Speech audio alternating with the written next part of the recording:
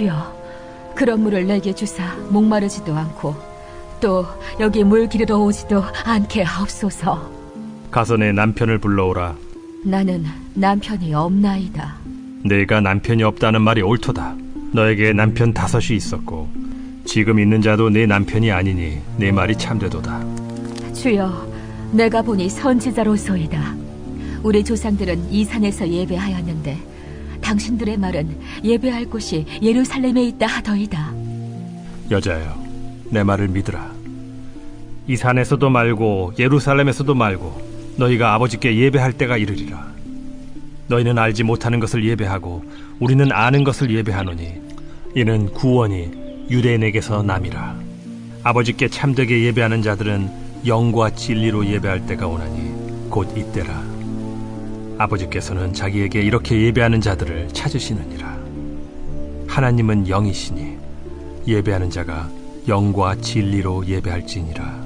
메시아, 곧 그리스도라 하는 이가 오실 줄을 내가 아노니 그가 오시면 모든 것을 우리에게 알려주시리이다.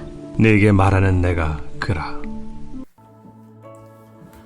큰숙가족 여러분, 날씨가 너무너무 추워졌습니다. 감기 조심하시고 코로나도 승리하시기 바랍니다. 아멘. 오늘 본문도 예수님과 사마리아 수가성의 한 여인과의 대화가 이어집니다. 영원히 목마르지 않는 생수에 관해 이 여인은 관심을 가지고 나 그 물 좀 먹어보고 싶다고 라고 예수님께 요청합니다. 그랬을 때 예수님이 갑자기 여인의 폐부를 찌릅니다. 당신 남편을 데려오라고. 당신 이미 5번의 결혼에 실패했고 지금도 이 남자와 만족하지 않지 않느냐. 여인은 깜짝 놀랐습니다. 어떻게 나의 과거와 지금 현재의 이 상황을, 이 아픔을 어떻게 알 수 있는가? 너무 부끄럽기도 하고 또 치부가 드러나는 것에 대한 수치를 느꼈던지 이 여인은 갑자기 화제를 바꾸어서, 말을 바꾸어서 예배의 얘기로 옮깁니다. 오늘 본문의 19절 그렇게 말합니다. 당신은 참 선지자군요. 나를 알아보다니. 그렇다면 어디서 예배 드리는 것이 진짜 예배입니까? 우리의 조상들은 이 그리심산 산당에서 예배를 드리고 당신들은 예루살렘 성전에서 예배 드리는데 어떤 예배가, 어디서 드리는 예배가 진짜 예배입니까? 라고 애매모호한 당시의 논쟁거리가 될 만한 질문을 예수님께 내어놓습니다. 예수님은 이 얘기를 듣고 당황할 수 있었지만 그 질문에 대해 분명히 말씀하십니다.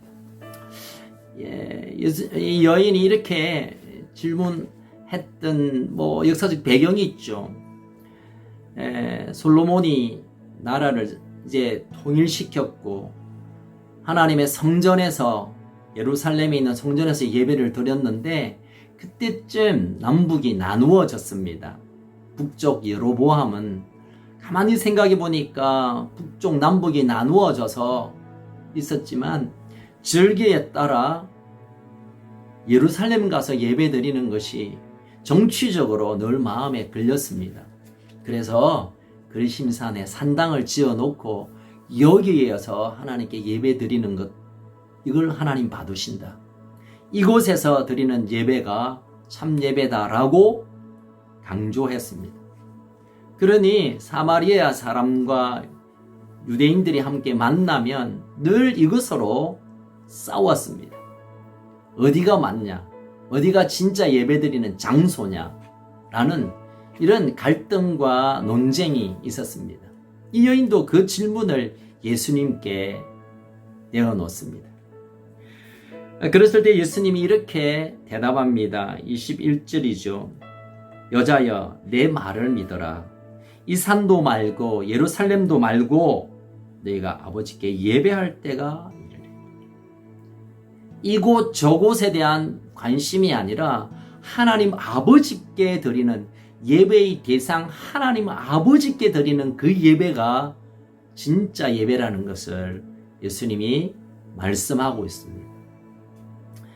여러분, 우리가 때때로 예배를 생각할 때마다 아주 큰 교회, 아주 거룩한 분위기가 나는 장소 또는 아주 특별한 어떤 곳을 지정하고 더 낫다 그러고 더 좋아하는 경향이 있습니다. 물론 하나님의 임재가 있는 곳이 있죠. 그러나 하나님의 관점에서 보면 어디서 드리든 그 예배가 하나님께 드려지는 예배, 하나님이 받으시는 예배, 하나님을 모시고 드리는 예배, 하나님께 드리는 예배에 하나님은 더 관심을 가지고 계신다는 것입니다. 잘못된 예배에 대해서 예수님 먼저 말씀하시죠. 이곳 저곳 아니다. 하나님께 드리지 않는 예배는 이곳에서 드리든 그곳에서 드리든 그리심산에서 드리든 예루살렘 성전에서 드리든 예배가 아니다. 하나님께 드리는 예배, 그 예배가 하나님 받으시는 예배다라고 말씀하십니다. 이어서 23절 이후에 보면 그럼 아버지께서 찾으시는, 아버지께서 원하시는 예배가 무엇인가에 관해 간단히 설명합니다. 신령과 진정으로 예배할 때가 올 텐데 이때다. 다시 말하면 지금 이때는 신령과 진정으로 드려지는 그 예배, 그 예배를 드릴 때고 하나님 그 예배를 찾으시고 기다린다라고 말씀합니다.